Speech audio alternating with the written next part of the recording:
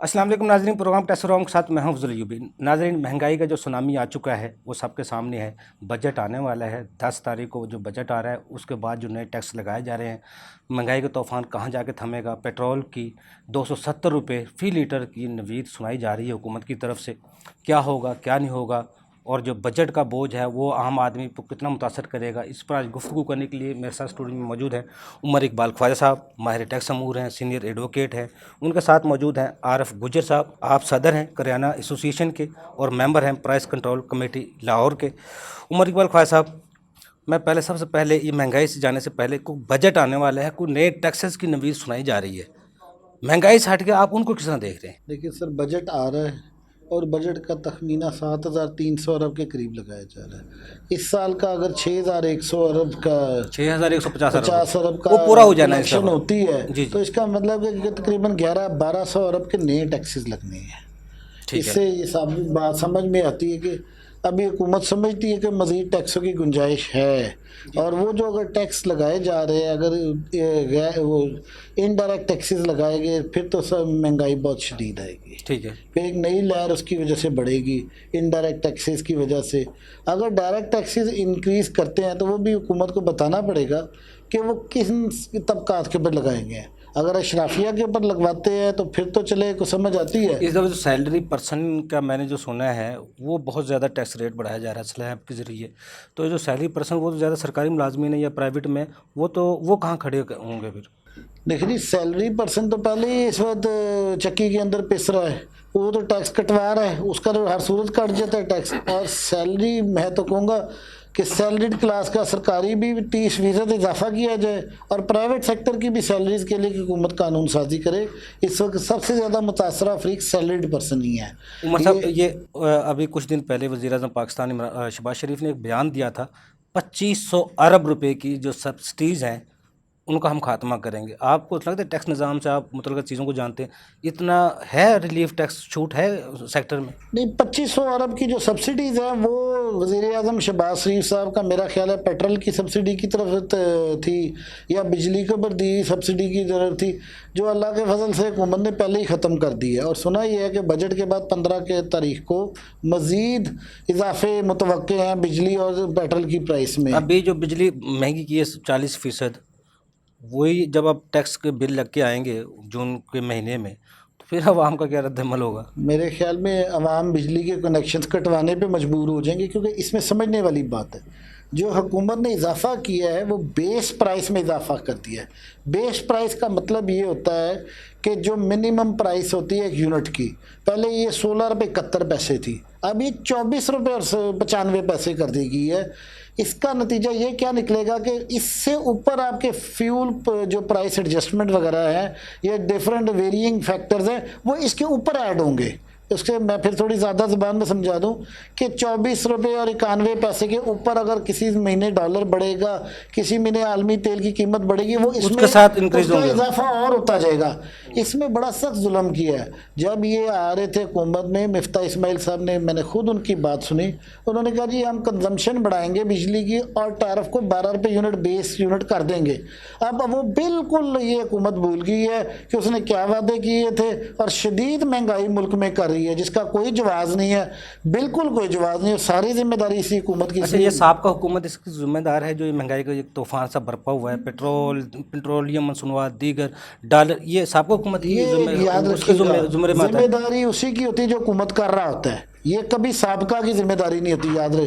पहली बात तो ये कि अगर इमरान खान की हुकूमत होती तो उसने पेट्रोल 30 जून तक ना बढ़ाना था, ना उसने इसका इजाफे का कभी ऐलान किया था। उसने तो 3 माह की में वो 30 जून तक कहा था ना पेट्रोल बढ़ेगा ना बिजली, और जिस तरह वो जा रहा था, आज भी रशिया कह रहा है। मैं सियासत की बात नहीं करता, पाकिस्तान बचाने की बात करता हूँ, मुझे सियासत से कतन कोई शौक नहीं है, लेकिन आज इस हुकूमत का फ़र्ज़ बनता है कि दुनिया में सिर्फ रशिया ने कहीं से भी सस्ता पेट्रोल मिलता है तो उसके लिए कोशिश करें।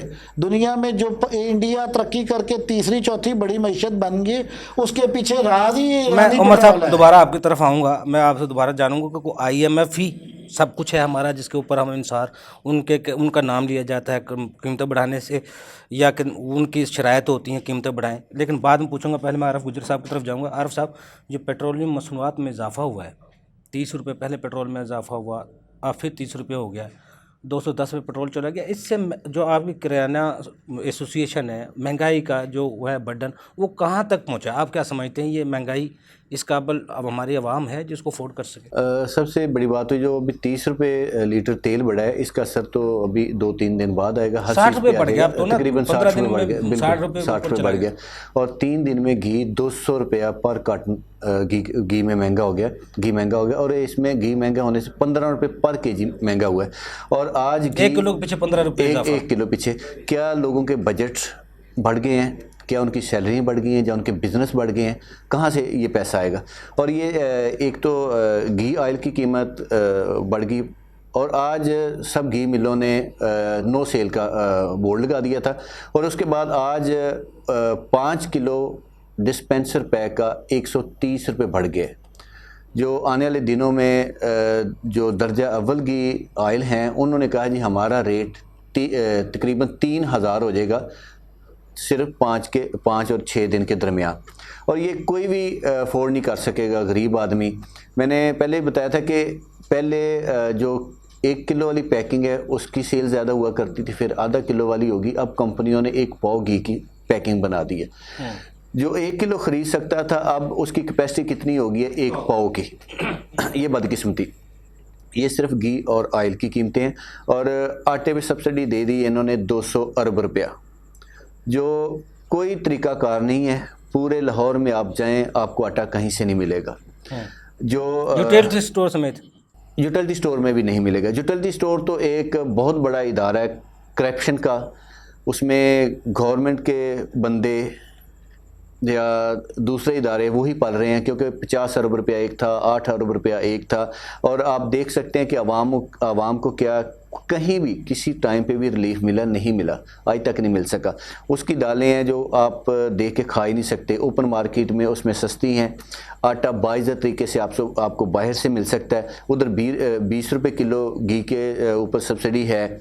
वो 20 रुपये किलो घी की जो सब्सिडी है वो लेने के लिए बहुत बड़ी बड़ी लाइनें लगी होती हैं। इंतहा की बदतमीज़ी की जाती है वहाँ पे सरकारी इदारों में, वो किसी काम की भी नहीं है। ये तो यूटिलिटी स्टोर की बात होगी।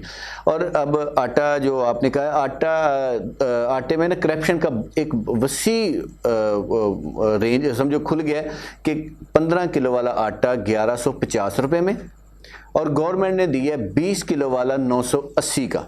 वो सिर्फ एक लॉलीपॉप है, एक सियासी बयान है। और सियासत जो बाजी इससे पहले भी होती रही है, आज भी यही हो रही है कि आवाम को मजबूर किया जा रहा है कि आप प्राइवेट आटा लें जो 1150 रुपये है। इंतहा का जुल्म है। वो गंदम कहाँ से आ रही है?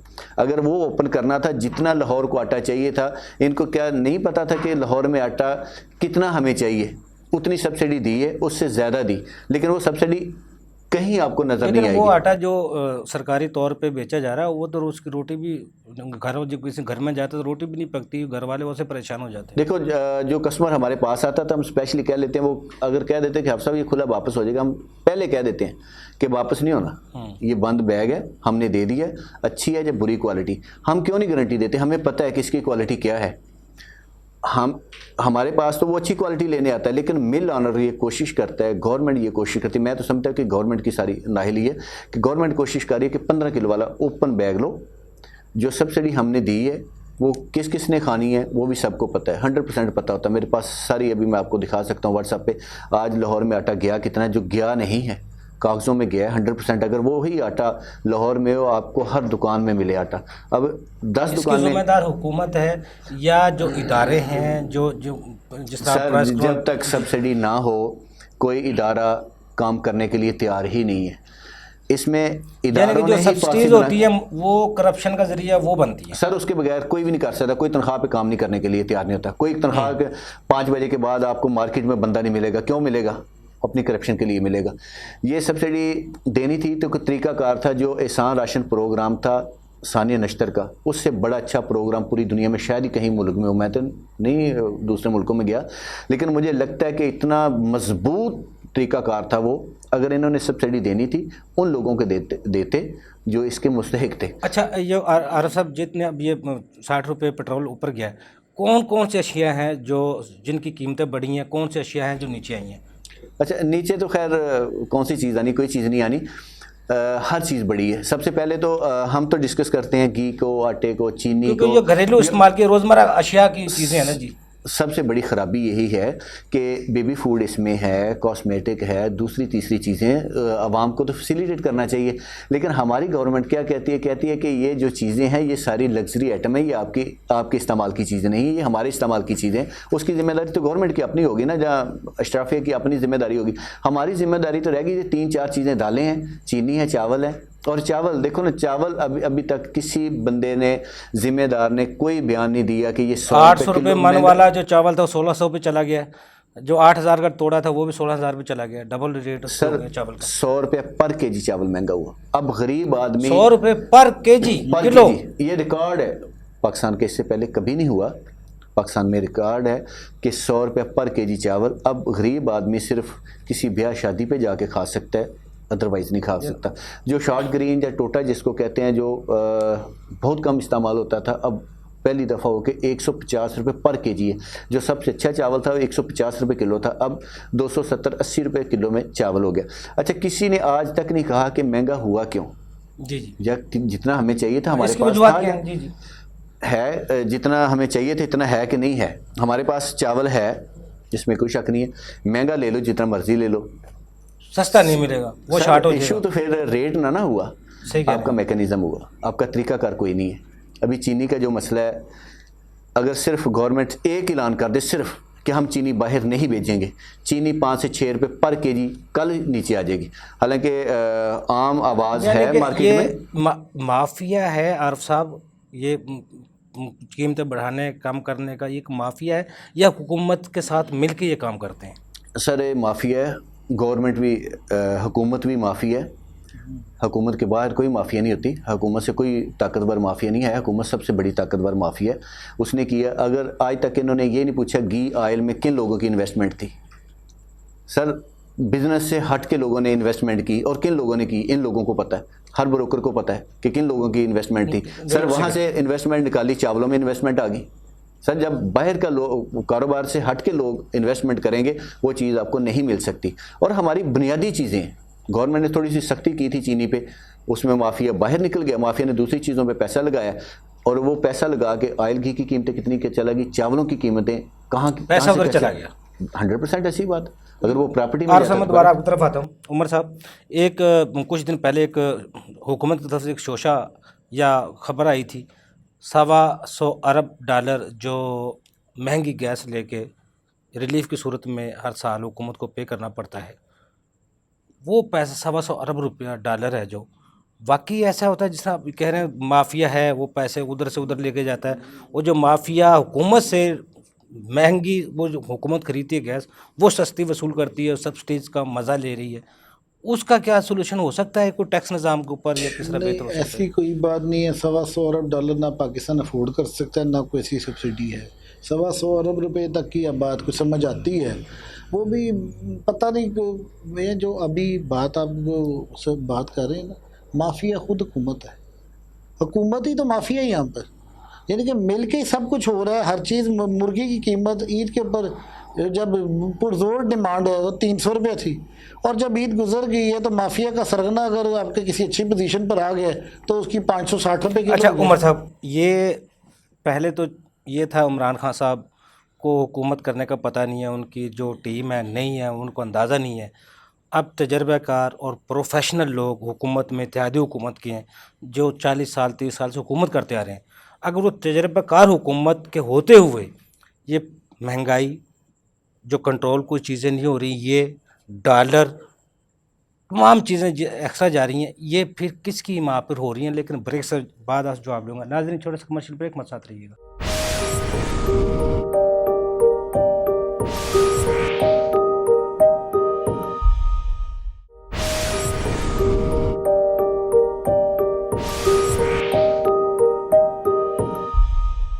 वेलकम बैक नाजरीन। जी उमर साहब, बिल्कुल अवाम का पुरसान हाल तो हो ना, 22 करोड़ अवाम जिसको अपोजिशन आती है वो कहती है अवाम की बीमा पे हुकूमत आती है, अवाम करते हैं, फिर अवाम किसके आसरे पे है ये हमारी? आपने कहा जी बड़ी तजर्बाकार टीम है इनकी।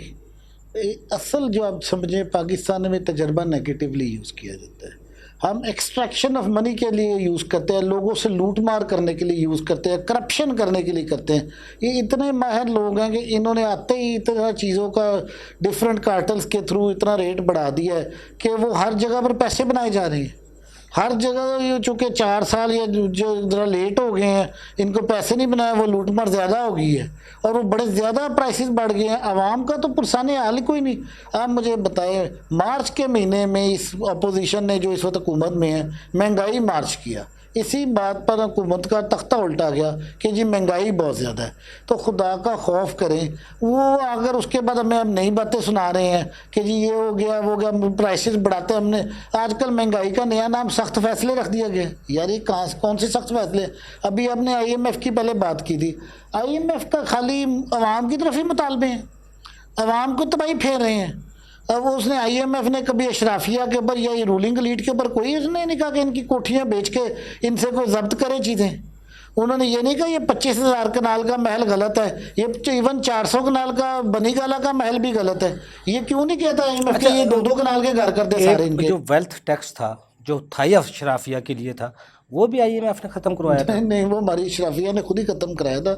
मैं ये नहीं कहूँगा, क्योंकि उसमें वो कुछ उन लोगों का आता है जिनको नाम लेने पर पर्चे कट जाते हैं। वो चूँकि ज़्यादातर पाकिस्तान की रियल स्टेट उन्के कब्जे में है, तो वो उमर साहब उन्होंने सच तो टैक्स कहना खत्म चाहिए ना, करा अगर दिया। हम लाहौर की बात करें, DHA किसी की भी, वहाँ बड़े घरों पे 30 लाख हमारे टैक्स गोशवारे हैं टोटल।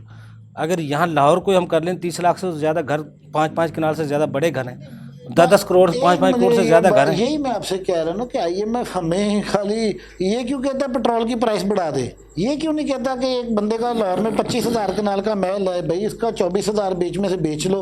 एक का बनीगाला में 400 कनाल का महल है, उसमें से 390 कनाल बेच लो। वो उधर से बिलावल हाउस है सिंध में 40,000 गज के ऊपर, उसमें से कोई 4,000 गज बेच लो। IMF खाली हमारे पर क्यों नाराज है? कपड़े बेचकर हम कोई आटा सस्ता दे सकते सर ये फजूल है कि इसको कहते हैं। मैं कहता हूँ ये वो सियासत है, चीप सियासत। अच्छा सियासत का भी कोई असल मौजू पे हम थोड़ा सा आते हैं, क्योंकि हुकूमत चलाने के लिए पैसे की ज़रूरत है। हुकूमत IMF की पे जाती है पैसा नहीं होने की वजह से। क्या कोई ऐसा सिस्टम है जिससे हमें गैर मुल्की कर्जे ना लेने पड़े, मुल्क अपने पाँव पे खड़ा हो जाए? जितना ज़ोर हम बेईमानी करप्शन करने के लिए लगाते हैं, दिन रात सोचते हैं नेगेटिव, उतना मुस्बत सोच सकते हैं, मुस्बत तरीके से उस तरफ कमा सकते हैं, आ सकते हैं। पाकिस्तान की मईशत बड़ी ज़बरदस्त है, हमारी कोई प्रॉब्लम नहीं है मासवे बदनीति के। ये जो आपको इस वक्त सारा शाखसाना नज़र आ रहा है ये बदनीति का है। आपको मैं मुख्तसर सी बात बताता हूँ, अवाम को तो आपने सख्त फैसलों की नज़र कर दिया, ठीक है ना? ना वो एहतजाज के काबिल है, ना सड़कों पर निकाले काबिल है, ना जी। जो एहतजाज के लिए निकलेगा उसको हमारे मुक्तदर हल्के डंडे मारेंगे पकड़ के, वो तो उसको निकलने ही नहीं देंगे यहाँ पर बाहर। अब बात क्या है, आपने आपने अवाम से कुर्बानी ले ली है, उन्हें पेट्रोल महंगा, ये पता नहीं। वैसे मैं एक आपको बताऊं सच्ची बात, दिल की बात, ये चलने नहीं लगी। ये पॉसिबल ही नहीं कि वहाँ में ये लोग वो खुदकुशियाँ करेगा कौन उमर साहब? मामला तो ये है ना, अब जो कुछ हो रहा है आगे, जब पेट्रोल फिर बढ़ रहा है, अब 10 तारीख को बजट आ रहा है, वो फिर चीज़ें इंक्रीज़ हो जाएंगी। पहले तो ये चीज़ें, जब पेट्रोल 1 रुपया बढ़ता था तो दूसरे दिन किराए बढ़ जाते थे, पेट्रोल महंगा हो गया, हर चीज़ महंगी हो जाती थी। अब तो पेट्रोल के साथ बिजली भी महंगी, टैक्सेशन नया, वो चीज़ें आ जाएंगी। समझने की ज़रूरत है। हमारी $3 बिलियन की एक्सपोर्ट्स हैं जी, $3 बिलियन की हमारी रेमिटेंसेज है, ये $6 बिलियन की हमारी पॉकेट है या हमारी एक टोकरी है जिसके अंदर हम गुजारा करना है। इससे हमने जो इंपोर्ट्स करनी है वो $6 बिलियन महीने से नीचे करनी है, यानी कि आप समझ लें आपने $5 बिलियन की इंपोर्ट्स करनी है। अब जो आपकी ऑयल इंपोर्ट्स हैं अभी भी पीक आउट हुई हैं तो $2 बिलियन महीने की हैं, $24 बिलियन जी। यहाँ का माफिया मुतहरक हो जाएगा। गुजारिश सुनने, आपने किसी भी सूरत अपनी ओवरऑल इंपोर्ट्स को $5 बिलियन महीने से नीचे रखना है। आपकी तमाम मसाइल का हल वाहिद यही है, उसमें चाहे सख्त फैसले जो भी उनका नाम आपने रखा हुआ है वो, उसके बाद क्या है, हमने पाकिस्तानी बन के सोचना है। हमने अमेरिका का गुलाम नहीं बनना, हमने रशिया का गुलाम नहीं बनना, हमने चाइना का गुलाम नहीं बनना। हमने जहाँ से हमें सस्ता पेट्रोल मिलना है हमने वहाँ से खरीदना है। ये शायद इमरान खान की बात ना ये समझे कि गलत मोनोपोली जो माहदे हैं वो कहते हैं माहदे, वो इमरान खान से माहदे किए, अवाम के सामने कभी लाए नहीं जाते वो चीज़ें। ला ही नहीं सकते। इंडिया की मीशत पिछले 15 साल में दुनिया की तीसरी बड़ी मीशत बन गई। जी जी। उसके अंदर पता है सिर्फ एक ही उसकी खासियत है, ईरानी तेल। ईरान पिछले 15 साल से इंडिया सबसे बड़ा बायर है ईरान के तेल का, अलानिया गैर एलानिया, जिसकी वजह से वो 30 या 40% नीचे ऑयल खरीदता है। उसकी वजह से इंडिया सालाना $300 बिलियन कमा रहा है, जिसकी वजह से वो दुनिया की तीसरी बड़ी मीशत बन गया। वो उसकी ना बॉर्डर मिलती है ना कुछ, वो पता नहीं किस किस तरीके से पैसा पहुंच जाता है। तो हमारा मुसलमान मुल्क है और हमारा मुसलमान सारा हमसाया ईरान, जहाँ इतनी चमन के बॉर्डर से स्मगलिंग हो रही है, या ये ज़्यादा ये यहाँ से ईरान से कोई तरीक़ाकार तय कर लें, बार्टर ट्रेड कर लें। आपके तमाम मसाइल का इस वक्त हल ईरान के पास है। वो 30-40% नीचे तेल भी दे देगा आपको, छोड़े अमेरिका की गुलामी। मैं दोबारा उमर साहब आपकी तरफ आता हूँ। गुलामी किस तरह छूट सकती है? आरिफ गुजर साहब, आप प्राइस कंट्रोल कमेटी के मेंबर हैं, क्या हमारे मुल्क में, या शायद लाहौर की बात कर लें या मुल्क में कर लें, कोई ऐसा मैकेनिज़्म है जो प्राइस कंट्रोल कर सके, तो किसी गरीब को तंग करने के बजाय जहाँ से पैसे ले उठाने होते हैं वो जाके जुर्माना कर देते हैं? किसी ने पूछा आप चीनी किस भाव बेच रहे हैं या आटा किस भाव बेच रहे हैं? कोई ऐसा कानून निज़ाम है? जी बिल्कुल, महंगाई कम हो सकती है, 100% हो सकती है। सबसे पहले एक तो बड़ी देर पहले नारा था कि अपना गाओ अपना खाओ। ये नारे तक नहीं होनी चाहिए थी बात। अब ये है कि हमारा ज़री मुल्क है, हालांकि शर्म वाली बात ये है कि हमारी सारी दालें बाहर से आ रही हैं, और पिछले 4 साल या उससे पिछले 4 साल किसी ने आज तक नहीं पूछा कि महकमा ज़राअत है क्यों, जी। और इसका मकसद है क्यों। वज़ीर ज़राअत भी बनते हैं, सेक्रेटरी ज़राअत भी होते हैं, ये सारा कुछ ही होता है। हमारी चने की दाल, मसूर की दाल, माश की दाल, सफ़ेद चना, यहाँ तक कि हमारा अपना नहीं है। जब हम बाहर से मंगवाएंगे, महंगी दालें मंगवाएंगे और अपनी फसलें तबाह कर देंगे, उसमें ये होगा कि ज़िम्मेदार भी तबाह हो जाएगा, आवाम को भी महंगी दालें मिलेंगी। और दालें, चीनी, चावल, ये उसी वक्त है कि हमारा ज़री मुल्क अगर है तो हमारे पास ये सारी चीज़ें अपनी होनी चाहिए। अब साथ वाले हमसाया मुल्क ने ये काम किया कि चावल महंगा है, वो उसने पाबंदी लगा दी कि बाहर कोई चावल नहीं जाएगा, सबसे पहले अपनी आवाम है, फिर उसके बाद देखेंगे।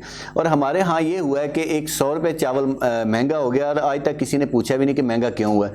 दाल 120 से आज 180 रुपये किलो दाल है, 60 रुपये पर केजी दाल महंगी हो गई है। किसी ने नहीं देखा कि बाहर से दालें हमें चाहिए कितनी, हमने मंगवानी कितनी है, कौन मंगवाएगा कौन नहीं मंगवाएगा। ये भी टोटल माफिया के अंडर दे दी गई है कि अपनी मर्जी से मंगवाओ, जितनी मंगवानी चाहते हैं उतनी मंगवाओ। अब ऑयल का भी यही मसला हुआ था कि हमारे पास जो ऑयल इस वक्त है, हम 30 रुपये पर केजी महंगा कर रहे हैं, जितना RBT का रेट है उसके हिसाब से पाकिस्तानी अवाम को 30 रुपये पर केजी महंगा मिल रहा है। क्यों महंगा मिल रहा है? कि सिर्फ मखसूस हाथों में ऑयल है और वो अपनी मनमानी जो कीमतें हैं, जहाँ एक मोनोपोली है, वो नहीं छोड़ते। और अगर हम इस पे बात कर लें सब्ज़ियों पे, सब्ज़ी भी हमारी ये होता है कि अब तो बाहरी हर मौसम में हर सब्ज़ी मिल सकती है। आपको ये पता होना चाहिए कि हमारा लेमन कितना है हमारे पास, हम बाहर से ना मंगवाएं, टमाटर ना बाहर से मंगवाएं, ये 100% हो सकता है।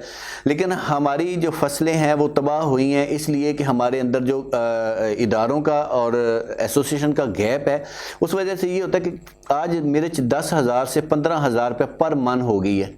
और पिछली दफ़ा ये हुआ था कि जितनी उस पर लागत आती थी उससे भी ज़्यादा नुकसान हो गया था ज़िम्मेदार को। ज़िम्मेदार ने ये काम किया था, उसने हल चला दिया था और किसी ने नहीं पूछा कि हल क्यों चलाया। हमारे पास अगर ज़्यादा आ गई तो हम बाहर बेच सकते हैं कि नहीं बेच सकते। हमारा जो ज़िम्मेदार है वो तो इसके इतना पढ़ा लिखा भी नहीं है, ऊपर से वो बिल्कुल गवर्नमेंट की तरफ से तो वो बिल्कुल यतीम है कि उसको कोई नहीं पूछा जाता। फिर ये होता है कि गवर्नमेंट की नाहली की वजह से कि वो चेरी क्रॉसिंग के आके ऊपर वो अपनी फसल तबाह करता है, वो अपनी करता है। हालांकि ये होना चाहिए कि पूरी दुनिया में ये तरीकाकार है कि आपको कितनी गंदम चाहिए, कितना गन्ना चाहिए, कितने एकड़ पे वो लगाई जानी है, सारा रिकॉर्ड होता है महकमा ज़राअत के पास। हमारे ज़राअत के पास, कोई महकमे के पास ये रिकॉर्ड है ही नहीं कि हमें गन्ना कितना चाहिए। आज 2 करोड़ बैग हमारे पास चीनी का ज़्यादा है और उसकी वजह से जो ऑयल की कीमतें बढ़ गई हैं, बिजली महंगी हो गई है, उसमें ये गवर्नमेंट इन्होंने एप्लीकेशन दी थी कि हमें चीनी बाहर भेजने दें, और ये अंदर की बात है, अभी खुल के बाहर नहीं आई, लेकिन हकीकत ऐसी है कि गवर्नमेंट ये कह रही कि हमारे सांस बंद हो रही है, हम बाहर चीनी भेज के उससे डॉलर कमाएंगे। उसमें ये हुआ कि अगर 2 करोड़ हमारे पास बैग ज़्यादा, हम 1 करोड़ सेल कर सकते हैं, जिसकी वजह से जो हमारी इंडस्ट्री है उसको बचाया जा सकता है कि चीनी के रेट होने क्या चाहिए। अगर आज केन कमिश्नर की ज़िद की वजह से सारे मिल ऑनर मजबूर हैं, तंग हैं, रेट नहीं बढ़ा सकते, तो वो मेरा ख्याल बहुत बड़ी ख़राबी है। ठीक है, आवाम को रिलीफ मिलना चाहिए, लेकिन जो रेट बनता है उस हिसाब से बनना चाहिए, ना कि अपनी ज़िद की वजह से कोई भी इंडस्ट्री तबाह करनी चाहिए। जितने भी ये बहरान आते हैं, ये शॉर्टफॉल आता है, आटा गैप हो गया, कभी चीनी गैप हो गई, ये किए जाते हैं या खुद ब खुद होते हैं? क्योंकि जब चाहे चीनी गैप हो गई, जब चाहे आटा गैप हो गया, जब चाहे दूसरी चीज़ें अशिया गैप हो गई, यही बात होती है कि एक दिन आपके पास कोई चीनी नहीं होती, एक दिन आपके पास घी नहीं होता, एक दिन आपके पास दाल नहीं होती। अगर थोड़ा सा एक्शन लेते हैं तो वो कल दूसरे दिन कहाँ से आ जाती है। यही चीज़ होती है कि कोई चीज़ भी, अब हमारी गंदम थी, हम उसको रिलीज़ करते थे अगस्त सितंबर में जाके, अब हमने मिल ऑनर को देना शुरू कर दिया स्टार्ट में। आपके जो 3 मंथ लास्ट है ना, उसमें ये होना कि 2000 रुपये का भी बैग आपको आटे का नहीं मिलना इस साल में। ये गवर्नमेंट को पता है, 100% पता है। सिर्फ शोबदेबाजी की वजह से, अपने सियासी कैपिटल बढ़ाने की वजह से 100% हुआ है और कुछ नहीं हुआ। अच्छा आर साहब, जितनी महंगाई ज़्यादा होती है, दुकानदारों को तो उससे फ़र्क नहीं पड़ता, उनको जितने रेट ज़्यादा वो तो ज़्यादा रेट पे बेचेंगे, फ़र्क तो पड़ता है कंज्यूमर को, जो खरीदने वाला है। अच्छा, तो ये कारोबारी हजरात को मुनाफा ज़्यादा होता है या कम होता है इसमें? देखो, अगर मेरे पास आज 10 बैग चावल के पड़े हैं ना, तो मैंने उसमें से कमाया है, इसमें कोई शक नहीं का। लेकिन ख़राबी ये होती है कि हमारे पास आगे इन्वेस्टमेंट नहीं होती। जितने 100 बैग आता था, पहले घी का कार्टन था 3300 कितने रुपए का, आज है 8450 रुपए का। इतनी इन्वेस्टमेंट कहाँ से बिजनेसमैन लेके आके नहीं होती। उसका ये है कि कारोबार का हुजम कम हो जाता है, उसकी कमाई कम हो जाती है। और एक बात हकीकत में यही है कि अगर सोचने वाली बात है ना कि मुझे चीज़ महंगी मिली, मैंने महंगी बेच दी, ठीक है। और सबसे ज़्यादा ख़राबी ये हुई कि एंड कंज्यूमर को, एंड सार्फ को किसी ने नहीं पूछा कि उस पर क्या गुजरी है, उसका पुरसाने हाल कोई नहीं है। ये होता है ना, कीमत पेट्रोल बढ़ाने का ऐलान होता है तो शाम को पेट्रोल पंप बंद हो जाते हैं, रात के 12 बजे खोलेंगे। ये तो मैकेनिज्म है ना, ये भी तरीकाकारी है ना।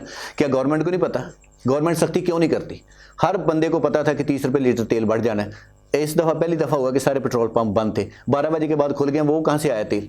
ये गवर्नमेंट की नाहली होती है कि गवर्नमेंट के इदारे बने। रूल्स ऑफ लॉ की जब बात हम करते हैं, फंडामेंटल राइट्स की जब बात करते हैं, फिर जैसा आरफ साहब बता रहे हैं, फिर कुछ इस मुल्क में है, रूल्स ऑफ लॉ है, फंडामेंटल राइट्स हैं किसी के? देखिए, एक इंग्लिश का वर्ड है अनगवर्नेबल।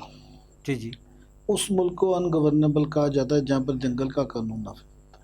पाकिस्तान इस वक्त मैं मुख्तसरन एक क्लास में डिस्क्राइब करूँ तो अनगवर्नेबल हो गया। हर एक अपनी मर्जी कर रहे हैं यहाँ पर। ये जो बात, मैं भी इनकी बात से 100% एग्रीड हूँ कि जिसका दिल कर रहा है दाल का जो रेट खोल रहा है वो कर रहा है, जिसका चीनी का जो रेट बना रहा है, जिसका आटे का जो रेट है, उसकी कोई लॉजिक नहीं है। सब में नफसा नफसी है कि किसी तरीके का रेट जब चाहे बढ़ा दिया, मुर्गी का रेट जब चाहे बढ़ गया। बंदा वो बढ़ाने वाला भी खौफ में बढ़ा रहा है कि पता नहीं कल क्या हो जाएगा, मैं आज ही पैसे इकट्ठे कर लूँ। ये इसको कहते हैं अनसर्टेनिटी जो मुल्क में फैलाई गई है। ये ख़ास तौर पर मैं फिर कहूँगा, ये अल्लाह का नाम है। एक हुकूमत चल रही थी, 6% ग्रोथ रेट आ रहा था, महंगाई टारगेट भी आपको पूरे हो रहे थे, सारा कुछ पूरा हो रहा था, महंगाई का जिम्मेदार भी वही था। आपने ये खाम खा का बीच में ट्रेन को देखिए, आपने ऊंचाई पर गाड़ी को फ्री वो न्यूट्रल में डाल के नीचे डाल दिया, गाड़ी तो खाई की तरफ जा रही है। ये अब समझ नहीं रहे पाकिस्तान। और एक 40-50 दिन के अंदर अंदर उमर साहब ये सारे बहरान पैदा हो गए, खत्म हो गए, बिजली का बहरान पैदा हो गया, दूसरे बहरान पैदा हो गए, हर चीज पैदा हो गई। ये इसका मतलब सारा कुछ जानबूझ के किया गया। सर, अनसर्टेनिटी से खौफ में मुब्तला हो गया। जो आटा बेच रहा है या वो कह रहा है, अच्छा उमर साहब, मुझे एक दूसरी तरफ हम लॉजिक है, अगर देखते हैं जितने हम एक अय्याश कह लें या आरामदेह कह लें या सुकून दे कह लें, एक गाड़ी में बच्चे को, गाड़ी मर्सिडीज जा रही है, एक बच्चे को स्कूल में छोड़ के आ रही है, एक बंदा उसमें बैठा है, एक बंदा लाहौर से इस्लामाबाद जा रहा है, ऐसी गाड़ी है, उसमें एक बंदा सवार हो रहा है, 14-15 हज़ार सर, का ये प्रो बात देखिए, ये आप फिर वही चीज़ें बात आम है। बंदे के ऊपर, ये अब को थोड़ा सा बंदा आप वो सोचेंगे 5% नहीं। पाकिस्तानी की बात कर रहे हैं, 5% नहीं तो 10% कर लें, ऐसा पाकिस्तानी जिसकी आप जिक्र कर रहे हैं, उसका तो 90% के साथ ताल्लुक ही कोई नहीं है। अच्छा, जो एग्रीकल्चर वाले हैं, जिनका 70% आबादी हम कहते हैं एग्रीकल्चर से वाबस्ता है, 30% लगा लें, इंडस्ट्रियल जोन भी हैं, दूसरे भी हैं। अब ये जब पेट्रोल 270 पे जाएगा, ये बजट आएगा, तो फिर उनका क्या बनेगा? उमर साहब ब्रेक से बाद नाज़रीन छोटा सा कमर्शियल ब्रेक, हमारे साथ रहिएगा।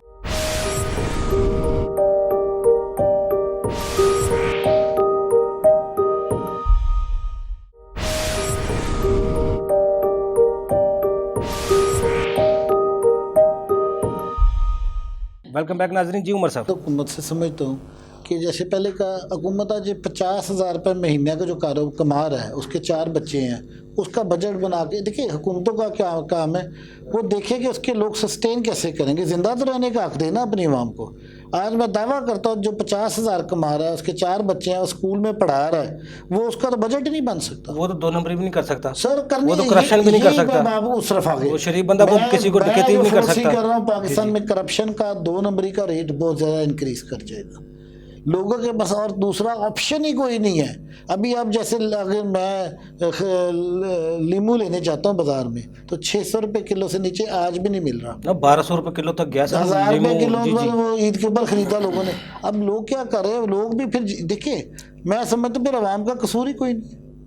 आवाम का तो वो उसको फिर उसने अपनी पूरी, ये बिजली की चोरी बढ़ जाएगी, ये गैस चोरी बढ़ जाएगी। ये हुकूमत जानबूझ के लोगों को मजबूर कर रही है चोरी की तरफ। इनको फौरी तौर पर बिजली की प्राइस कम करनी चाहिए, इनको गैस की कीमत कम अच्छा करनी उमर साहब, चाहिए। जितनी ये बिजली शॉर्टफॉल किया गया है, ये झूठ क्या है कोई जी। पैसा आपको हुकूमत ने कुछ जमा की हुई थी सर ये बिजली देखिए, जो वो दे रहे थे? पहले तो 1 घंटे की भी लोड शेडिंग नहीं थी अप्रैल तक, तो ये अचानक कैसे होगी? मसला ये है कि ये भी एक चोर बाजारी है। इन्होंने अभी बिजली की तकसीर कंपनियों को ना सर्कुलर डेट की पेमेंट करनी है, तब इन्होंने पेमेंट कब करनी, जब आप 26 अरब जो गर्दिश करता है, कर्जा वो अदा करना है। इन्होंने आपकी चीखें निकलवा कर आपने खुद मुंह से कहना कि माई बाप इनका गर्दिशी कर्जा अदा कर दें, और उसमें से फिर 20% कमीशन के थ्रू 500 अरब की दिहाड़ी लगनी है। ये तो हम लेमैन को भी समझ आती है। अब तो फ्रॉड। अच्छा उमर साहब, अगर ये बढ़ा के भी IMF इनको पैसे दे देता है, किस्त दे देता है, फिर महंगाई कम होने की उम्मीद है? नहीं फिर उम्मीद है जो चीज़ ऊपर चलेगी वो नीचे आ जाएगी? नहीं, वो तो फिर बढ़ा कर देनी है, तो वो तो और उसके बाद फिर महंगाई होगी। देखिए IMF को आप लोग इल्जाम जो देते एक हैं, नारा लगाया जा रहा है IMF से पैसे मिलेंगे, उसके बाद महंगाई को हम कंट्रोल कर लेंगे, मुमकिन हो सकेगा? नहीं मुमकिन। ये जो इन्होंने देखें, ये इसको हम कहते हैं, कभी आपने न्यूक्लियर रिएक्टर्स के अंदर फ्यूजन रिएक्शन देखे? वो एक दफ़ा जब ट्रिगर हो जाए ना, उसके बाद रुकता नहीं है। वो उसको हम कहते हैं फ्यूजन रिएक्शन। वो फिर बढ़ता बढ़ता बढ़ता बढ़ता एंड में एटमी धमाका होता है। मसला ये है कि पाकिस्तानी, ये इन्होंने जो परसेप्शन पाकिस्तान का ख़राब कर दिया है। आज डॉलर फिर 2 रुपये बढ़ गया। ये क्यों?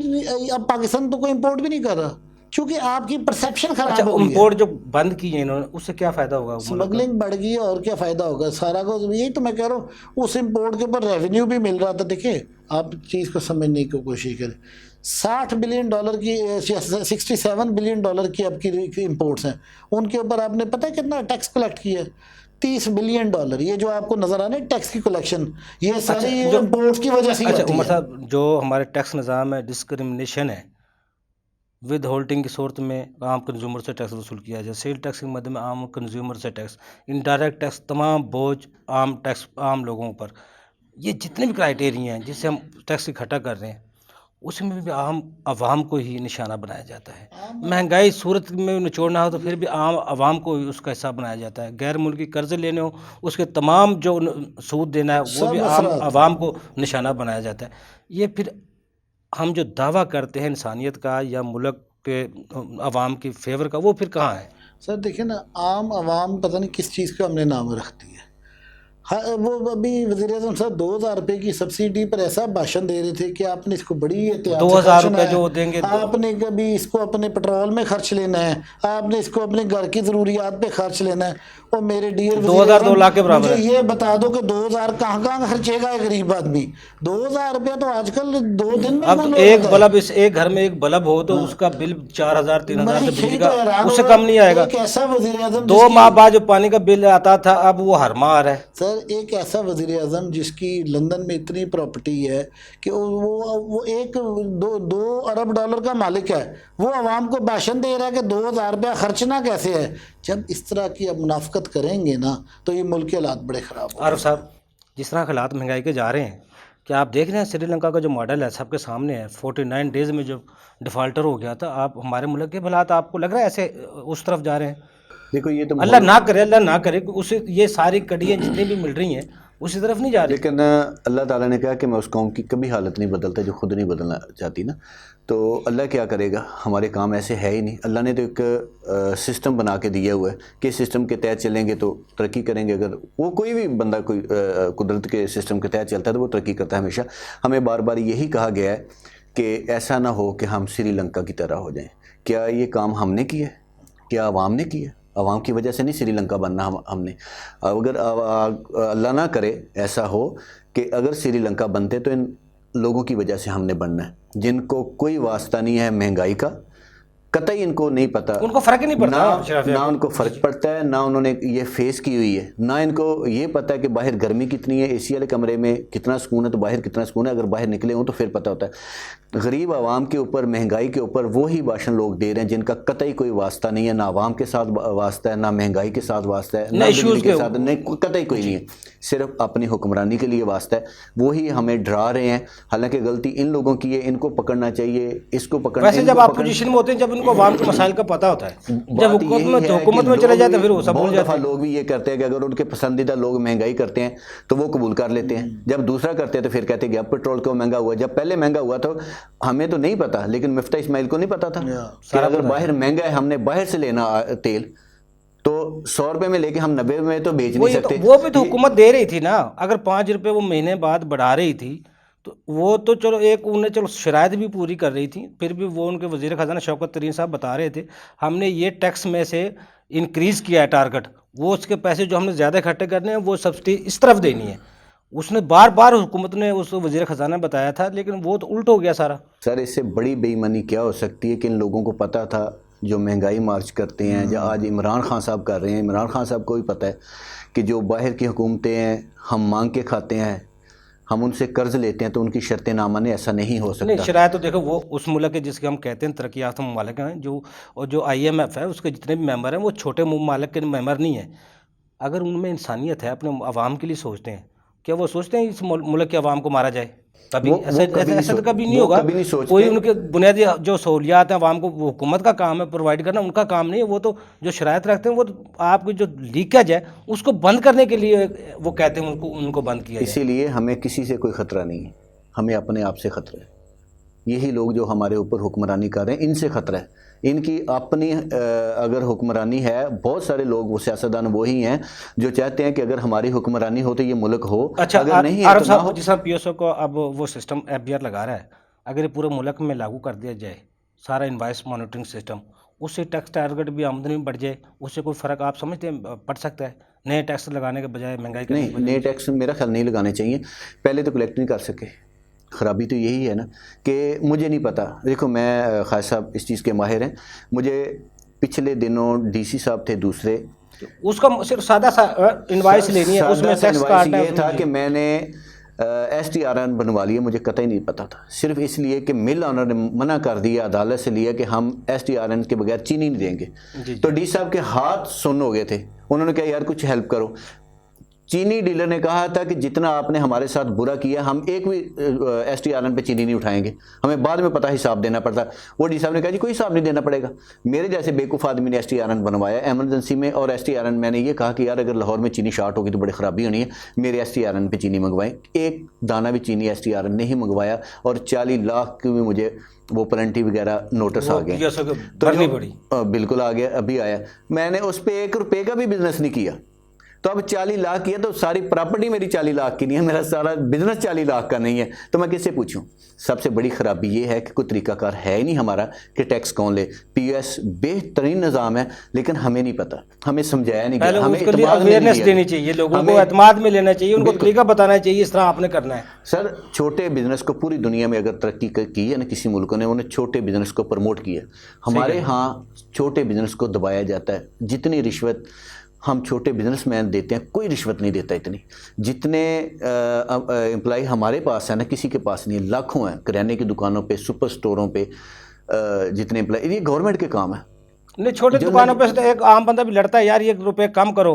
स्टोर पे तो कोई बोलता भी नहीं है, बड़े स्टोर पे तो कोई बोलता भी नहीं, जितना बिल बन गया वो ठीक है। लेकिन कंपटीशन इतना होता है कि उनको रेट रखना पड़ते हैं ठीक, जहाँ वैरायटी बहुत सारी होती है उसकी वजह से वो सर्वाइव कर जाता है। अदरवाइज़ उनके अखराजात भी बहुत सारे हैं। ये चीज़ें एक तो ये, और दूसरा आपने ये कहा था कि महंगाई को कंट्रोल किया जा सकता है कि नहीं किया जा सकता। ज़री मुल्क होने के बाद, जैसे 70% हमारा ज़री मुल्क है, जी जी, अगर हम अपनी दालें वगैरह, अपनी सब्ज़ियाँ टाइम से एसोसिएशन और हुकूमत के इदारे मिल के ये देखें कि हमें इस साल गंदम की कितनी ज़रूरत है, गन्ने की कितनी ज़रूरत है, हाँ कपास सर, की यही कितनी तो अलमिया ज़रूरत है। हम ना एग्रीकल्चर मुल्क बन सके, ना इंडस्ट्रियल अपने मुल्क को बना सके, ना हम अपनी ज़ुबान को इम्प्लीमेंट कर सके, न कौमी ज़ुबान को, ना हम अंग्रेज़ बन सके। हम किसी पे आज तक फ़ैसला नहीं कर सके 74 साल में। ये अल्लाह ही है, अल्लाह करम करे कब फैसले होंगे कब नहीं होंगे। उमर साहब, आप समझते हैं कोई इस तरह के एक जगह पे जो हमारी इकोनॉमिक्स है उसको अलग कर दिया जाए, सियासत को अलग अलग कर दिया जाए, ये दोनों पे जो IMF का और दूसरे साहब हुकूमतों में शोर है वो वैसे ख़त्म हो जाए? बेसिकली सियासत और इकनॉमिक्स को अलग तो नहीं आप कर सकेंगे, क्योंकि सियासी हुकूमतों ने ही इकनॉमिक प्लान बनाना होता है, पहली बात तो ये है। लेकिन इकनॉमिक्स पे सियासत नहीं करनी चाहिए। ये पहले भी ये सियासत कर रहे थे ना, जब वो वैसे ईरान- जितने भी वुज़रा है, हाँ। इकोनॉमिक्स तो उन्होंने पढ़ी नहीं होती। वो सर इकोनॉमिक्स का उनको तो इनको पता सब नहीं कुछ था, पता होता है। कुछ सुनिए उसने मेरी वुज़रा को बात। इकोनॉमिक्स है क्या। मैं आपको बताऊं, इनके भी बड़े बड़े चैंपियन होते हैं, इनके पास अरस्तू भी होते हैं, एहसन इकबाल साहब है ना इनके पास, ये अरस्तू लोग हैं। ये मुल्कों का बेड़ागर करना, इनसे पूछे कैसे बेड़ागर करना है। आज आप पाकिस्तानी पहले बन जाए, आप बाकी सब कुछ छोड़ दें, सबसे पहले पाकिस्तानी बन जाए। मुझे ये पता है कि पाकिस्तान के लिए ईरानी तेल ज़रूरी है, तो फिर मैंने दुनिया के किसी मुल्क का प्रेशर नहीं लेना, ईरान से लेना है। और यही आज मैं आपको बताऊं, पाकिस्तान की बकाई यही एक सिर्फ हमारा रिवाइवल का प्लान है कि आज हम सिलेक्शन कर लें कि हमने चाइना से सस्ती चीज़ लेनी, महंगी नहीं लेनी, चाइना की नजायज़ बात नहीं माननी, अमेरिका से दोस्ती रखनी, उसकी गुलामी नहीं करनी। अच्छा, उमर साहब, हमने ईरान से तेल लेना है, सस्ता लेना है, अगर सऊदी अरब भी 30% नीचे लेता है उससे भी लेना है। अच्छा उमर साहब, सबसे बड़ा ये नहीं है अपने अपने अपनी करेंसी को हमने चलाना है? सर पहले तो ये सबसे पहले फैसला अपने अपनी करेंसी लेन देन का अपनी करेंसी में करें। खुद नसारी आप एक कसम डाल लें कि हमने पाकिस्तानी चीज़ों के अलावा बाहर से चीज़ नहीं मंगवानी, आपका मुल्क भी सीधा हो जाएगा। ये अवाम के ऊपर भी डिपेंड करता है। वो वैसे अवाम से, अवाम तो बात नहीं हुआ जो है ना उसके ऊपर डिपेंड करता है। अवाम तो जितनी हमारे 70% देहात जो बिलोंग करती है या ज़राअत से, वो उनको तो ये चीज़ मिलेगी तो वो खरीदेंगी, वो ज़रूरत नहीं है। ये आपके इस कमरे में जितनी मौजूद चीज़ सब इंपोर्ट की हुई है। अच्छा, खुशी की एक बात आखिर में बता दें अवाम के लिए, सर क्योंकि प्रोग्राम सारा हमारा बड़ा सख्त गया है। नहीं इंशाल्लाह ताला पाकिस्तान का मुस्तकबिल ब्राइट है। हम ये थोड़ा वक्त सख्त आ गया है, लेकिन अब हमें अभी वही बात है, ये हुक्मरान अपने ना को बेहतर चुनने होंगे। मैं इमरान जरूरी खान जमात की कोई बात भी, नहीं कर रहा, जी जी, लेकिन वो लोग चुने जो कि पाकिस्तान, जिनका कोई हमारे वोट साथ पे इलेक्शन होता है, हमारे साथ नहीं उमर सिलेक्शन साहब होती है। आर साहब, आखिर में कोई एक पैगाम? सर मैं तो ये कहूँगा कि ना तो आपके वोटों से कोई वज़ीर आज़म बना है, जी जी, ना आपके वोटों की वजह से आती है। वज़ीर आज़म गया है। जाता है। ये प्रॉपर्टी डीलरों के काम है, वो जाने और उनका मुल्क जाने। अवाम ने हमेशा पिसना है, वो बाप तो का बाप है जो हर चीज़ यही कही जाती है कि अवाम ये करे, अवाम ये करें। कोई तो बंदा रोल मॉडल बन के दिखाए ना कि मैंने ये काम किया है। केजरीवाल एक बंदा था, अकेला ही था, तो उसने अपने मुल्क को बदल लिया है ना। तो ऐसा नहीं हो सकता कि ये अवाम ना बदले, ये अवाम बदलना चाहती है, हकीकत ये है कि, लेकिन बदलने वाला कोई नहीं है, कोई लीड करने वाला नहीं है। जब लीडर आ गए इंशाल्लाह ताला, कोई लंबे अरसे की ज़रूरत नहीं होती, बहुत कम सालों की ज़रूरत है। तो अल्लाह जिससे चाहे वो काम लेके इस मुल्क की तकदीर को इंशाल्लाह जब भी बदल सकता है। साहब आपको बहुत बेहतर शुक्रिया, बहुत उमर साहब आपको बहुत शुक्रिया, आपने हमें टाइम दिया। नाज़रीन, आज बहुत सी गुफ्तगू हमने सख्त भी की है, को आसानी के लिए भी की है, बहुत सी चीज़ें हमने कोशिश की है आम आवाम भी उसको समझ सके असल में है क्या, और आवाम के साथ क्या हो रहा है, हुकूमत क्या कर रही है, क्या कब आम आदमी को रिलीफ मिलेगा और किस तरह मिलेगा, आवाम को क्या करना है, हक सच की जंग लड़नी है। अगले प्रोग्राम तक के लिए अफजल अय्यूबी को इजाज़त दीजिए। अल्लाह हाफ़िज़।